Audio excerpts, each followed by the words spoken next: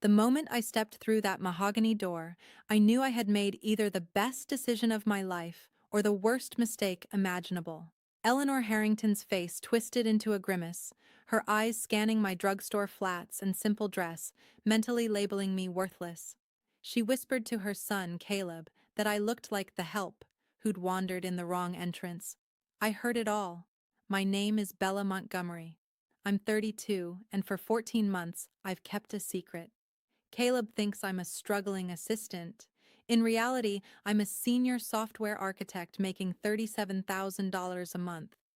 I own patents. I have stock options that would make your eyes water. But I needed to know, who is this family when they think no one important is watching? Before we dive into how I dismantled their empire, please let me know in the comments, where in the world are you watching from, and what time is it there? I love seeing our global community. Now, back to the lion's den. The dining room of the Harrington estate was a monument to excess, a cavernous space filled with gilded mirrors and a table so long you almost needed a GPS to find the salt shaker. I sat there, flanked by Caleb and his sister, Brooke, feeling less like a guest and more like a specimen under a microscope. I counted the silverware, 6 forks. 6. I've seen open-heart surgeries performed with fewer instruments. Eleanor sat at the head of the table, presiding over the meal like a queen who had just been told the peasants were revolting. She caught me looking at the cutlery and offered a thin, brittle smile. "I suppose you aren't accustomed to formal dining, Bella," she said, her voice dripping with a syrup-sweet condescension that made my skin crawl. "It can be quite overwhelming for those from more modest backgrounds." "My grandmother always told me it's not the forks that matter, Eleanor," I replied, keeping my voice steady and sweet. "It's the company you keep." Brooke snorted into her wineglass. She was draped in diamonds that caught the light of the chandelier, looking like she'd fallen into a jewelry store and come out covered in the inventory. "That's a very quaint sentiment," she remarked, her eyes flicking to my simple navy dress. "But in the real world, details matter, like where you grew up. Oregon, wasn't it? Somewhere small and green?" I nodded. "A quiet town. My grandmother raised me after my parents passed." Eleanor made a sound like a drain unclogging, a forced attempt at sympathy. "How tragic. Growing up without proper guidance. It explains so much about your choices." She didn't have to say it. Her eyes said it for her. "Choices like your cheap shoes. Choices like your lack of ambition." Then came the interrogation. They wanted to know about my businesswoman grandmother. I told them she ran small ventures, nothing flashy. I didn't mention the multi-million-dollar empire she built and sold, or the letter she left me about character being the only true currency. To them, small meant insignificant. They were so blinded by the labels they wore that they couldn't see the person sitting right in front of them. "And your job, dear?" Eleanor asked, swirling her soup. "Caleb says you're in tech. Are you a secretary? Or perhaps you handle the scheduling for the actual executives?" "I'm more of a support role," I said. It wasn't a lie. As a senior software architect, I support the entire development lifecycle and a team of 50 engineers. But Eleanor just nodded knowingly, as if I'd confirmed I spent my days fetching coffee and filing papers. "That's nice," she sighed. "Every team needs its help." Caleb shifted in his seat, looking at his plate. He didn't correct her. He didn't tell her I was the most brilliant person he'd ever met. He just let the secretary label stick, as if he was relieved I wasn't more successful, because my ordinariness made him look like a saint for dating me. But the real knife came when Brooke mentioned Sienna Sterling. "I ran into Sienna last week," Brooke said, her voice suddenly bright. "Her family's luxury import business is thriving. She looks spectacular. Honestly, Caleb, it's a crime you two ever drifted apart. You were the golden couple." The air in the room turned cold. Eleanor picked up the thread instantly. "Sienna is remarkable, so accomplished, so well suited to our world. It's a shame, really. A mother always wants the best for her son." The implication hung in the air like heavy smog. "And you, Bella, are not the best." They spent the rest of the course talking over me, around me, and through me, as if I were a piece of furniture they were planning to replace. I sat there, sipping my water, watching the masks slip. I had come for a test, and they were failing with flying colors. But the biggest disappointment wasn't Eleanor's snobbery or Brooke's malice. It was the silence of the man sitting next to me. After a dessert that tasted like expensive cardboard and fake smiles, I excused myself to find the restroom. The Harrington mansion was a museum of new money, trying desperately to buy a soul. I walked down the long, echoing hallway, passing gilded frames and prints of masterpieces that, if you looked closely enough, were just high-quality fakes. It was a fitting metaphor for the family living inside. I wasn't actually looking for the bathroom. I was looking for clarity. My skin was still prickling from Eleanor's common comment, but as I passed a partially open door to the study, my feet stopped. Every instinct told me to keep walking, to be the good, quiet girl they expected. But then I heard Eleanor's voice, sharp and urgent, stripped of the sugary facade she'd used at dinner. "We have to finalize this, Brooke," Eleanor hissed. "Caleb cannot be allowed to let this phase go on any longer. That girl is a distraction we can't afford." I pressed myself into the shadows of the hallway, my heart hammering against my ribs. "I know, Mother," Brooke replied, her voice dripping with boredom. "But the timing is perfect. We need the merger with the Sterling family to go through. Without their capital, the Harrington dealerships won't survive the next fiscal year. We're bleeding cash, and Sienna is the only blood transfusion available." I felt the floor shift beneath me. The Harrington Empire, the pristine lawn, the Six Forks, the mahogany doors, was a hollow shell. They weren't rich. They were drowning. They weren't looking for a daughter-in-law. They were looking for a bailout. "Caleb promised he's keeping his options open with Sienna," Eleanor continued. "He's playing his part. He'll keep this, Bella, occupied so he doesn't look desperate to the Sterlings. We'll announce the engagement tonight to satisfy Caleb's little romantic whim, but it's a placeholder. We'll find a way to end it. A scandal, a background check. We'll invent something that makes it impossible for him to marry her." "At least she's too naive to suspect a thing," Brooke laughed, the sound like glass breaking. "Caleb picked well in that regard. She's just grateful a Harrington even looked at her. She'll be easy to dispose of when the time comes." Standing in that dark hallway, I didn't feel like crying. I felt a cold, white-hot clarity. Caleb hadn't just failed to defend me. He was a willing participant. I wasn't his partner. I was a pawn in a game of financial chess. They thought I was a nobody from a small town who would be thankful for their crumbs. They had no idea they were dealing with the woman who wrote the code that ran half their banking apps. I splashed cold water on my face in the guest bathroom, staring at the woman in the mirror. She didn't look broken.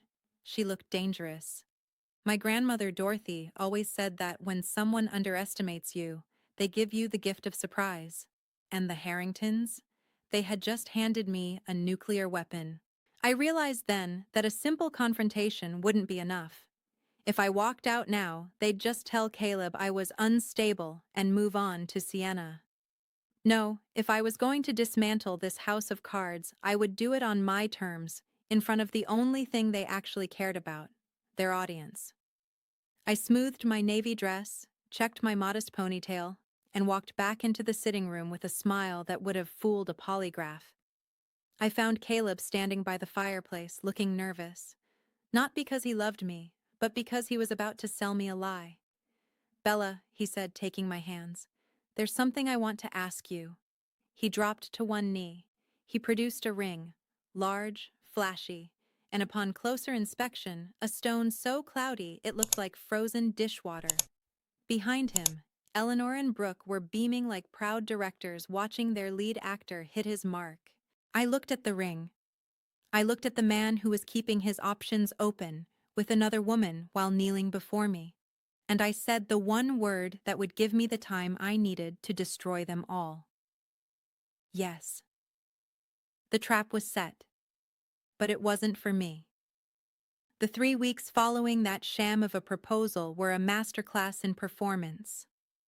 While Eleanor was busy planning a coronation of an engagement party to dazzle her creditors, I was back in my world, the world of data, documentation, and digital footprints. In my day job, I find the bugs in the system. And the Harrington family? They were a massive, systemic failure waiting to be crashed.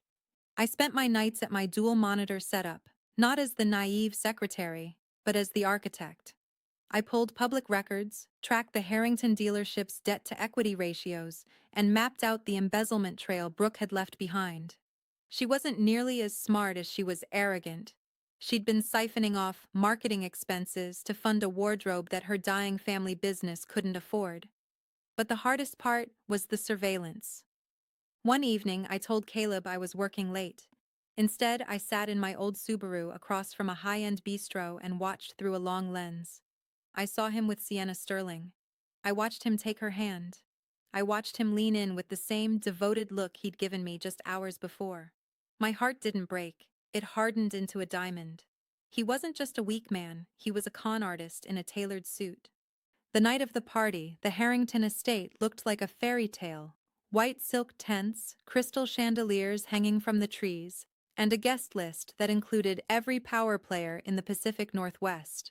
Eleanor was in her element, wearing a gown that probably cost more than a year of my secretary's salary, oblivious to the fact that it was bought with borrowed time. I pulled up in my Subaru, letting the valet's confused sneer roll off my back. But inside, everything changed. I went to the dressing room and shed the Bella they knew. I stepped out in a deep emerald green silk gown, a custom piece from a designer Eleanor couldn't even get on the phone for. I draped my grandmother Dorothy's diamond pendant around my neck. It was a piece so rare it belonged in a museum, not on a common girl. The silence that followed me into the tent was deafening. I saw Eleanor's champagne glass tilt as her eyes raked over me. I saw Brooke's jaw drop as she realized my costume cost more than her entire jewelry box. But I didn't stop for them. I went straight to the center of the room. When Arthur Harrington stood at the microphone to announce the union of two great families, the air was thick with tension. He handed the mic to Eleanor, who began a rehearsed speech about tradition and legacy. Then she invited me up. "Our sweet Bella," she said, her voice tight with a newfound fear. "I'm sure she has a few words." I took the mic. I felt the weight of it. I looked at Caleb, who looked like he'd seen a ghost. "Thank you, Eleanor," I said, my voice projecting with the confidence of a woman who owns the room. "The Harringtons have taught me so much about legacy lately. They taught me that character is what's left when you think no one important is watching." The murmur started. I didn't stop. "I came into this house as a test," I continued, watching the manufacturer's representative, the man who held the fate of their dealerships, lean in. I wanted to see how this family treated someone they thought was beneath them. I was called the help. I was called common. And then I heard the truth in the study. I learned I was a placeholder, while Caleb kept his options open with Sienna Sterling. I tapped a button on my phone, and the large projector screen behind the stage, meant for a slideshow of our journey, flickered to life. It wasn't photos of us. It was the photo of Caleb and Sienna at the bistro. It was the spreadsheet of Brooke's embezzlement. It was the termination notice from the car manufacturer that Julian Vance and I had spent all week finalizing. "The Harrington Empire isn't built on stone," I said, turning to the ashen-faced family. "It's built on debt and deception." I reached into my bag, pulled out the cloudy engagement ring, and set it on the podium. "Caleb, give this to Sienna. I think she's the only one left who can afford your lies." I walked off that stage into a vacuum of silence, leaving the placeholder version of me behind forever. As I reached the exit, I heard the first of the creditors approaching the stage. I didn't look back. I had a life to get back to, a real one. The walk from the stage to the exit felt like a victory lap through a graveyard of shattered egos. The vacuum of silence I had left behind was suddenly filled with the low, frantic hum of 100 whispered conversations. I didn't rush. I didn't lower my head. I walked with the poise of a woman who had just scrubbed a virus from a corrupted system. As I reached the valet station, the night air hit me, cool, crisp, and finally untainted by the scent of Eleanor's expensive, suffocating perfume. Behind me, the Harrington fairy tale was imploding in real time. I could hear Eleanor's voice rising to a shrill, desperate pitch, trying to claim I was unstable. But her words were drowned out by the sound of chair legs scraping against the floor. People weren't just leaving, they were fleeing a sinking ship. Julian Vance met me by the fountain, a glass of untouched champagne in his hand and a ghost of a smile on his face. "Your grandmother would have loved the theatricality of that, Bella," he said softly. "She always did appreciate a well-timed reveal." "It wasn't about the theater, Julian," I replied, watching the manufacturer's representative walk past us, with his phone pressed to his ear, his face like stone. "It was about the truth." "Well," Julian shrugged, "the truth just cost them everything. The franchise termination is official as of 5 minutes ago. The Harrington name is officially toxic." I nodded, feeling a strange mix of relief and a lingering, hollow sadness. Not for the family. They had earned every bit of this, but for the 14 months I had spent believing in a man who didn't exist. I drove my old Subaru away from that gilded cage for the last time. In the rearview mirror, the lights of the Harrington estate grew smaller and smaller until they were swallowed by the darkness. For the first time in weeks, my hands didn't shake on the steering wheel. The performance was over. 1 week later, I was back in my real life. I sat in my minimalist apartment, a space that cost more than Caleb's monthly mortgage but felt 1,000 times humbler, and watched the sunrise over the city. My phone buzzed on the counter. It was a news alert. Harrington Automotive files for bankruptcy amidst embezzlement scandal. The article was thorough. It detailed Brooks' legal troubles and the closure of all 12 dealerships. It mentioned internal whistleblowers and unethical practices.